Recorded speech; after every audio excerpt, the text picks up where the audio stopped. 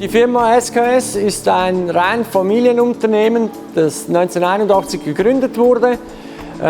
Wir sind ein Spritzgussbetrieb, also ein kunststoffverarbeitender Betrieb mit eigenem Werkzeugbau. Und wir spritzen nicht nur Teile, sondern wir fertigen auch Baugruppen für unsere Kunden. Die Besonderheiten der Firma SKS sind, dass wir eine Komplettlösung anbieten für unseren Kunden. Und zwar beginnt das in der Entwicklung von Produkten, geht über in die Werkzeugherstellung, dann in den Spritzgussbereich bis hin zu der kompletten Montage von Baugruppen. Die gekennzeichneten Produkte, die kann man direkt am Markt in Apotheken oder Drogerien finden. Das ist eine Auszeichnung, eine UDI-Code-Auszeichnung auf Endprodukten, die wir für unseren Kunden herstellen.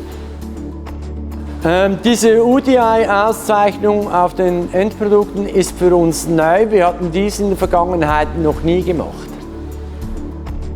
Wir sind auf die Firma Blum durch einen Tipp von unseren Kunden gestoßen, die bereits solche Systeme im Einsatz haben. Die Zusammenarbeit mit Blum hat sehr gut funktioniert, wir wurden sehr gut beraten und wir hatten sehr schnell eine für uns gute Lösung auf dem Tisch.